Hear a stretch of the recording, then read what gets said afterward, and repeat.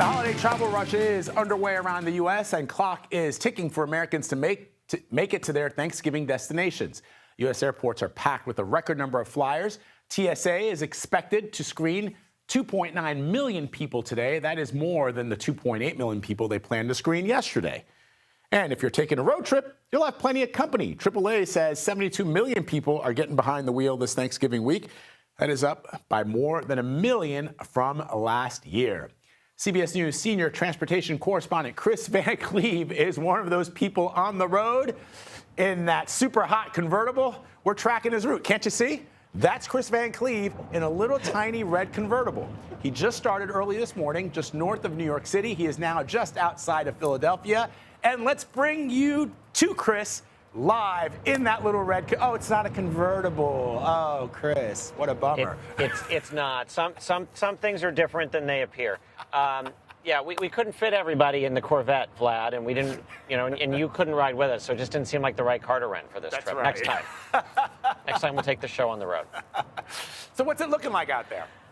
The drive has been pretty good. We hit some traffic leaving New York City this morning. We'll eventually end up in Washington, D.C. after we've sampled some of the drive here. 95, traditionally the busiest freeway on the East Coast. AAA said expect traffic to really start picking up after the 10 a.m. hour across the country. So traffic volume will start to build now as people are getting on their way today, and it will get worse when we get into the afternoon, and then it'll start to mix with the Wednesday rush hour for all the people that had to work today who just want to go home.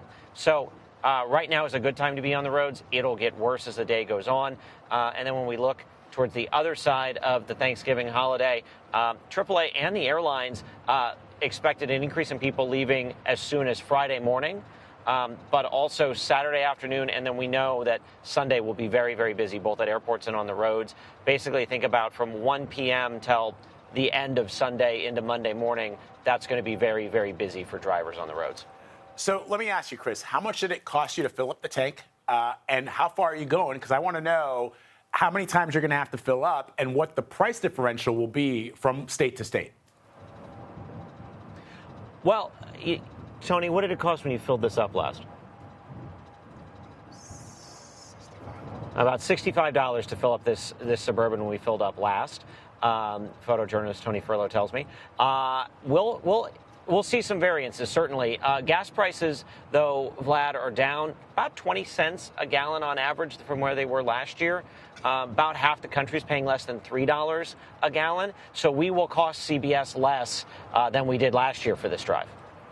All right, Kris, we're going to keep checking with you throughout the day. Tell that Tony Furlow guy to keep his eyes on the roads. He's got valuable cargo right there next to him.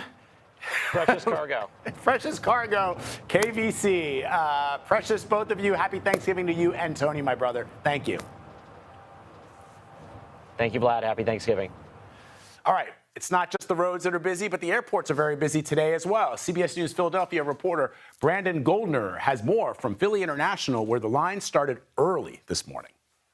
We're already starting to see some long lines here at Philadelphia International Airport. Right now, things have quieted a little bit. Security wait times are about 20 to 25 minutes for the TSA general line, though earlier in the morning it was a lot longer, close to an hour wait time. Right now, there are no flight delays at this time at Philadelphia International Airport, but we are expecting to see a lot of people at the airport. An estimated 94,000 people expected to travel today. It's expected to get a lot busier on Sunday when people are going to be returning home. Reporting for the Weather Channel, Brandon Goldner. All right, let's bring in CBS News Philadelphia meteorologist Grant Gilmore with the first look at the national forecast. Hey, Grant. Hey, good morning, Vlad. Good morning, guys. Hey, we're starting off our, at least pre-Thanksgiving travel. A lot of people, though, on the eastern half of the United States doing okay.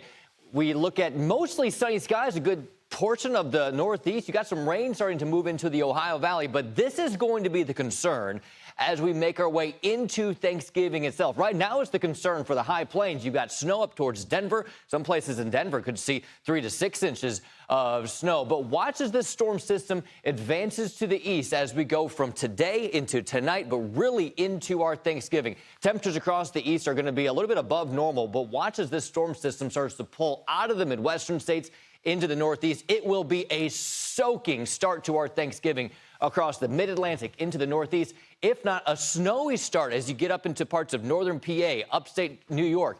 Back to the west, as that storm system clears out, much colder air begins to invade the eastern half of the United States. It will be a cool Friday with temperatures in the upper 40s in places like New York, but bitterly cold temperatures, some Arctic air invading the north into the Midwest and ultimately into the Northeast. Vlad, we'll talk about this in a bit, but this will be unseasonably cold air as we go into the weekend. A lot of people traveling home, maybe doing some holiday shopping. We'll highlight that forecast for you here in just a little bit. All right, Grant Gilmore for us. Thanks, Grant.